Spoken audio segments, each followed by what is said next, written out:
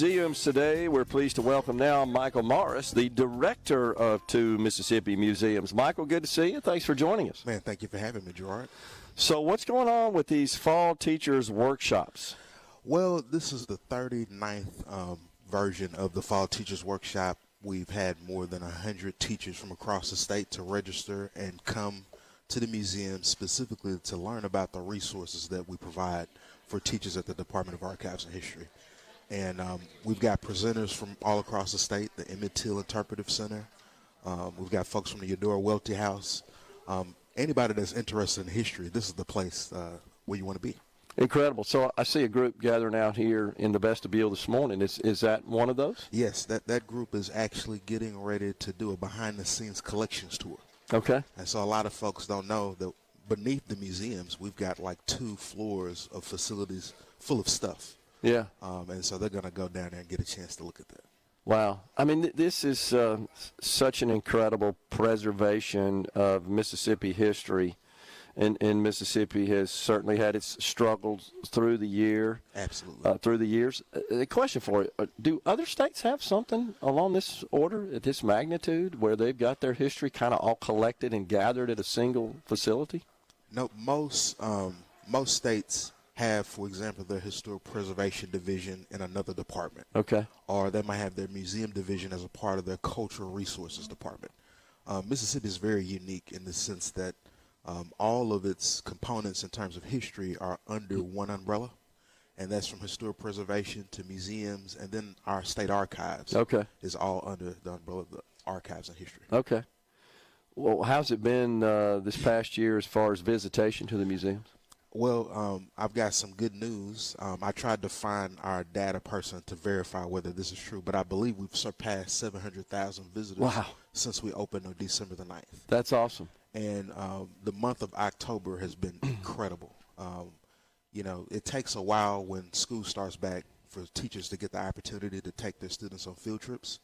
But, yeah, we've had hundreds and hundreds of school kids come through during the month of October to learn more about their state and learn more about the rich history that we can claim here. So when folks come in here from out of state, perhaps have never been to Mississippi, have never been toured these two museums, what kind of reaction do they have? I mean, I'll give you the reaction that my sister had when she first came to these museums. I think I had started working here in 2016, and I had been telling her we're building these 2 museums and that they're really incredible.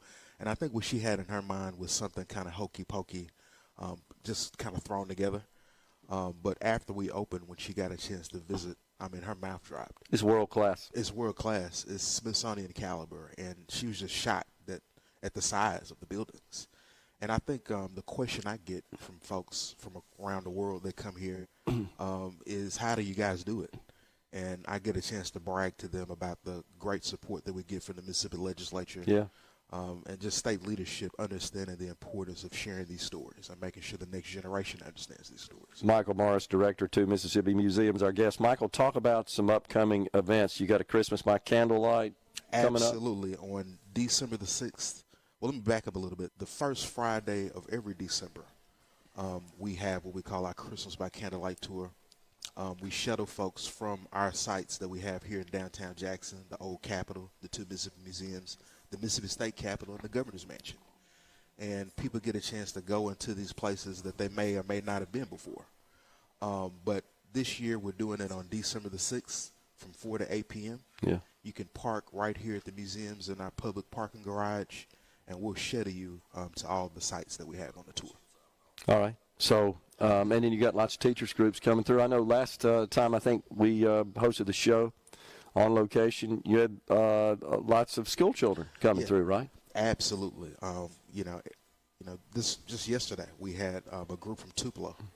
It seems like they brought their entire school down. That's awesome. But they got a chance to hear from Hezekiah Watkins, who's a civil rights veteran, who's been spending his time since we opened here sharing his story with students. And they have really, really good questions, and he's just really eager to hear from them and, share with him some of the lessons he's learned over his 75 years here on this earth. Yeah. And it's just really gratifying because that's what these museums were made for, not just tourists, but our school children. Yeah. And we're so thankful that we've got the William and William Winter and Elise Winter Education Endowment, to be able to cover admission for any student to come to these museums, but also to be able to offset the cost of travel for students to get to these museums as well. You know, Michael, honestly, when you think about all the content and all the stories, all the history in these museums, you could get an entire 12 years of history education in just a day of touring, couldn't you? That's true. That's true. Absolutely. I mean, and we have folks that come in here and they ask, how long does it take to go through these museums? And we just have to be honest. It's really up to each visitor. Yeah. You could spend 2 days here. Yeah, absolutely. Michael, it's fantastic. We're glad to be here. Thanks for coming on. Appreciate it. Man, thank you for having me, Gerard. You bet. Folks, we're stepping aside for a break. It's top of the hour. That means Fox News, SuperTalk News. And when we return, it's former Congressman Greg Harper. Stay with us. We're at 2 Mississippi.